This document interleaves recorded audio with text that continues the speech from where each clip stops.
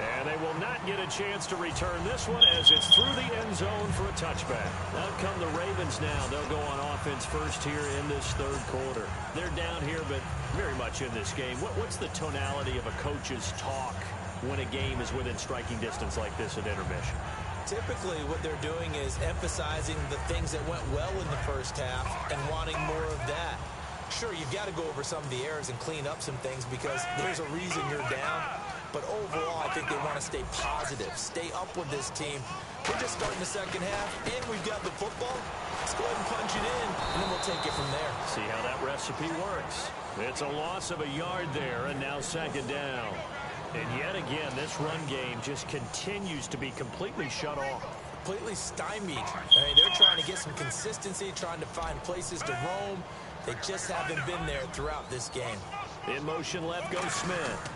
Again they run. Again it's Forsett. And he got blown up on that play. Back at the 20. Call that a loss of 5 yards on the play. And they're going to face an uphill battle here on 3rd and long. Here comes the D swarming to the line. And the Broncos go to a nickel set on 3rd down. Yeah, they've got an extra DB out there. Setting up to throw, Flacco. And this is going to be incomplete. Kamar Aiken, the intended receiver. And that's going to make it 4th down. I think that's a big-time play there because the slant route is really hard to cover because the timing is so quick. But able to see it, diagnose it, and get to the football, that's why he was able to bat it away.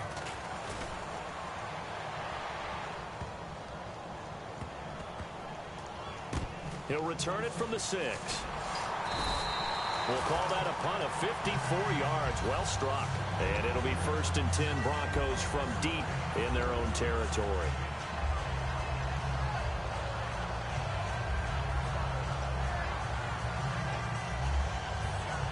And tough starting field position here. They come out 5 wide. 3 of them to the right side. Sanchez on 1st down. And his throw's going to be incomplete. So, Charles, when we got a quick breather here, wanted to ask you, as we get to the end of preseason, cuts are happening fast. These front offices, you've told me, they are watching closely to see if someone's cut, where can they add to their roster, right? Exactly. It's similar. He's got a man complete. A huge play there for Denver. 49 yards. Well, we know he's got the speed there. He needed the speed and the hands. A great catch. And because of that speed, you have to respect it as a defender. So you have to either play off or make sure. He rifles one that's intercepted. Picked off by Kyle Arrington. The Ravens offense now, they get ready to head back on the field. And a tight game after punting last time. See if they can get something going on this drive. As they head to the field now, with the game this close, you've got to feel there's a sense of urgency for them going on offense right now. But they have to do it without letting panic creep in and affect their play. Safety T.J. Ward in on the stop. And while they hope to continue this drive, it's really already mission accomplished. They've given enough space now that they have to pump the ball. They've done so with that first run. They come out here in the eye. They'll give it to Forsett. And he'll take this forward only up to about the 7. 2 yards the gain there, and now they're left with a 3rd and about 4 for a 1st. 3rd down now following the run. But I think we know by now that every run is not going to be broken and get all the way to the end zone. But these short ones still have their value. You can still set up the play action and throw the football. You control the clock because you have the ball and they don't. And often the physicality sets the tempo for the game. And I think the end result, knocking the ball away, was a product of understanding where they were on the field, understanding how many yards they needed to pick up the 1st down, and tightening their coverage accordingly. Gave them no gaps, no spaces, no real air in which to catch the football, and ended up making a really nice play. And he is going to get the 1st down, it looks like, as he's up to the 12. And now they're in the hurry-up. I don't know if I agree with that. I guess they don't care if I agree with that. But, boy, you have to be surprised by that, right? I definitely was surprised that they decided to go for it in this situation. But they must have either felt like they either had a great play call on or they're trying to show extreme confidence. Play fake to Forsett. Now Flacco. Oh, a scrap for the football, and he's going to come down with it. It's a gain of 7, and it'll make it 2nd down. They're going to hurry back to the line now. And what a grab. That's one, Charles, kind of leaves you and I speechless up here in the booth. We used to think we'd see these types of catches once a season. Now I think we're seeing them once a game. The All-Pro Von Miller there on the tackle. Partner, we know today's NFL is really built around the guy throwing the football. But these short runs, they still pay dividends because they can take their toll on a defense, and they can add up as the game goes along. You control the clock, you control the ball, and that way you often control the game. And how about the call here? They need 2 yards in their own territory on 4th down, and they're going to go for it. They'll run for it. 4th down. And he's going to have the 1st down, yardage to the 35. A gain of 4 on the play, and they're able to pick up the conversion here on 4th down. So disappointing there for a defensive unit. You hold them to a 4th down in their own territory, you figure you've gotten yourselves off the field, and all of a sudden, here's the offense staying out to go for it. And they wind up getting a 1st down. He couldn't quite hold it. Got hit. Ball pops out. Incomplete. Well, we got a little lull here in the action. Week 3 of the preseason. I know you and I were talking about the Cincinnati-Jacksonville game. What'd you take away from that? Well, let's look at Cincinnati first. They went on the road, and all we've talked about in the offseason was how they blew the Pittsburgh playoff game. And would there be a residual effect on this team? So far, it doesn't look like it. They look pretty good. Looks like Marvin Lewis and crew have put that behind them. Let's move ahead to Jacksonville, though. They've been kind of the darlings of the offseason, haven't they? A great draft, great free agency. Many people think they can make a move in the AFC South. They didn't look like it in week 3 of the preseason, but they have plenty of talent there. I expect them to get better once the regular season kicks off. And guess what? They open up with Green Bay at home. Ooh, a chance to prove themselves early. Now Flacco going to give to his fullback, Juszczyk. And he's got the 1st down yardage as he takes it down to the 49. They pick up 12 on the play there, and they move the chains. And how about that on 3rd down? So many different directions an offense can go. Throw it out wide to the receivers, get it to their speedy running back. They changed up everything and handed it to the fullback, and he surprised them all and picked up a 1st down. Again, this is 4th down, and he's going to get this one down near the 45-yard line. And give him 4 yards there. It'll be 2nd and 6. Not a run that you're going to write home about, but still a good 1st down run. That's what an offense calls staying on schedule. 3 to 4 yards on 1st down, you're set up very well for the rest of the drive. Back now in Baltimore. It's the Ravens with possession of the football, but trailing on the big board as we get set for the 4th. Oh, long drive. The defense just cannot seem to catch a break and get off the field. They'll run with 4th down. And he gets this inside the 35-yard line. A nice pickup there of 11 yards, and it'll move the sticks. I thought guys that were over 30 weren't supposed to run the football this well in the National Football League. How about that veteran leadership? A big-time run combined with some nice blocking by his offensive line, showing that the ins and outs of being a veteran still has his place in this league. His odometer is not totally turned over yet. When you execute a drag or a crossing route really well and give him a chance to let it develop a little bit, you can gain some significant yardage hitting your tight end on that one. And he's going to be intercepted a 3rd time. Picked off by the safety, T.J. Ward. And a big turnover there as his guys will get the football back. The Broncos offense now gets ready to head back onto the field. Looked like they had something going last drive. Then the interception happened. Will they recover? The memory they need to keep with them is that they did have something going. They were moving the ball on offense, had a nice sequence going. Don't worry about the other part. You can't get that back. Let's get back to what you were doing well before. I thought you were going to say they need to have no memory, but remember the good part, forget the bad. I like that even better. Here's Anderson. And this time not as successful as he'll get back to the line of scrimmage and no more. No gain on that one, and it's going to bring up a 3rd down.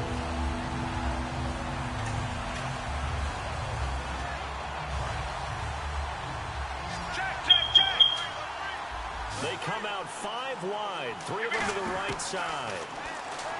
Now Sanchez. Sanders has it over the middle. And he'll get it up here this time to the 21. And here's a big one now. Trying to hold this lead. They're going to go for it here on 4th down.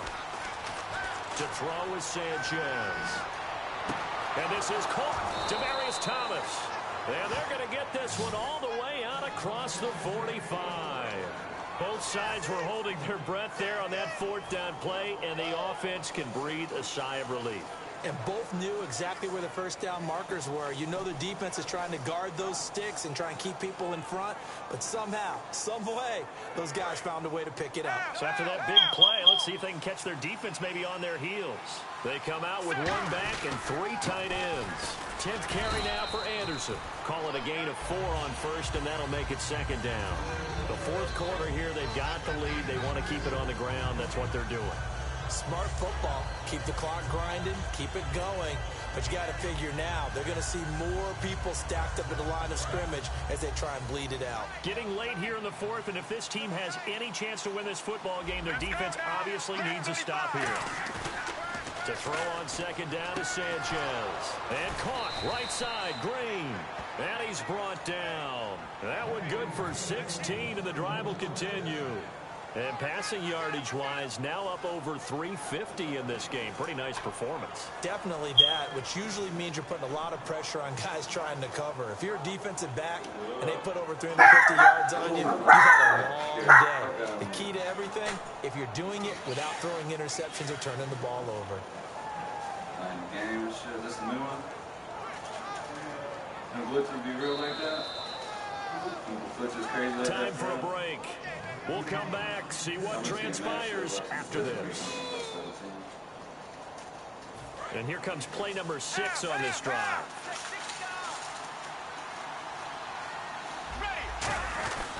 They give it to Anderson, and he will lose yardage.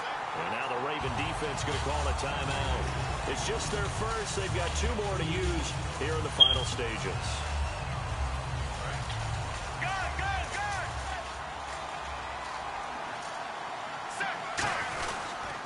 On second down, Anderson.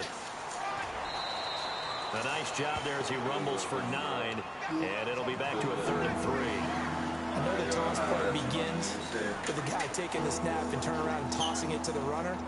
But where the real intrigue is, can they seal the edge? Whether it's an offensive tackle or a tight end in the direction they want to run the football. If they do that, that's the result that you get, that type of a gain. If they don't, oftentimes it's not a very successful play. They'll run it. Here's Anderson. And he's going to get the first down here as he's taken down at the 22. A gain of 4 that time as the drive continues. Well, partner, they might want to tear up their scouting reports a little bit here because they just broke tendency. 3rd down, you don't ordinarily see a toss. They ran it, and they ran it really well and picked up the first down. I love the way the edges were sealed, which allowed him to get to the corner.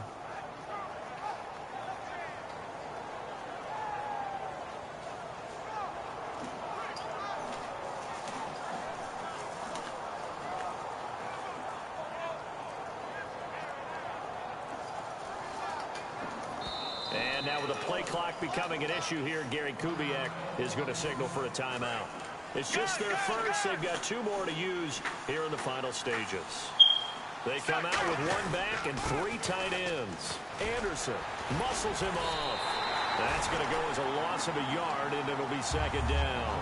I once had a defensive player in the NFL tell me, if I beat and dominate the guy across from me, I'm helping my team. Well, winning one-on-one battles is always a part of the game, but when you have good team defense, as we just saw there, 1 broken tackle, but he didn't get away because the rest of the guys arrived to put him on the ground.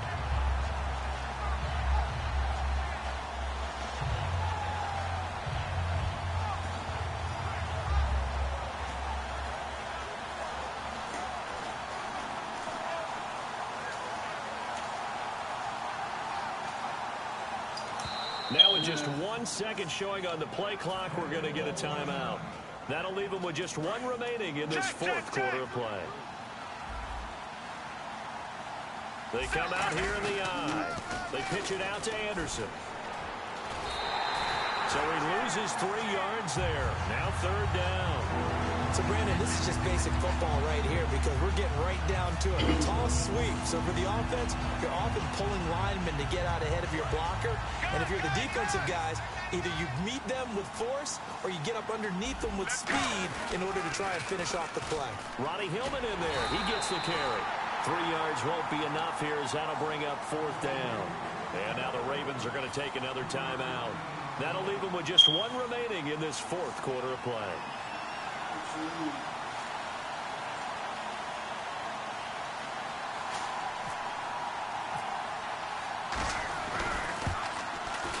And McManus able to put it through, and that will make this a 9-point lead. So barring something extraordinary, something crazy here in the closing stages, that field goal should just about put this one on ice. Brandon, this will be a great win for them. The better team's going to win this game, no question about it. That'll be taken in the end zone. Some might have returned that one. He won't. He'll go down to a knee, and they'll start the drive from the 25. And now Baltimore gets set to take the field. They can't do much at this point, partner. This one is going to go down in the loss column. You don't make up for what has happened during the game in this sequence here. Maybe you hand it off and let someone run the ball if you so choose. But otherwise, just kneel down, call it a day, and try and prepare going forward.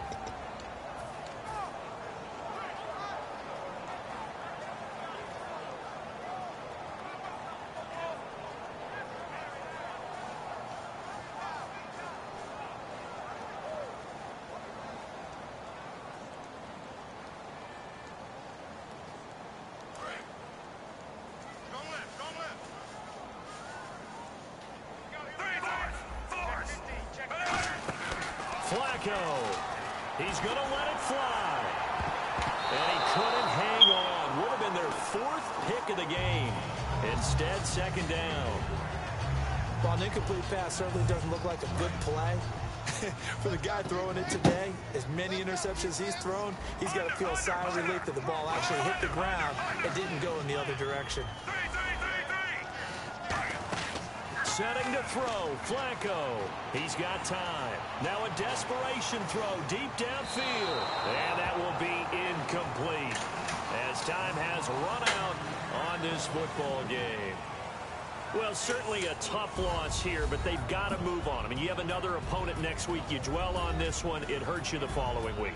That's where the 24-hour rule comes into play, win or lose for all teams. Either enjoy the win for 24 or reflect on the loss for 24, then put it aside and move forward.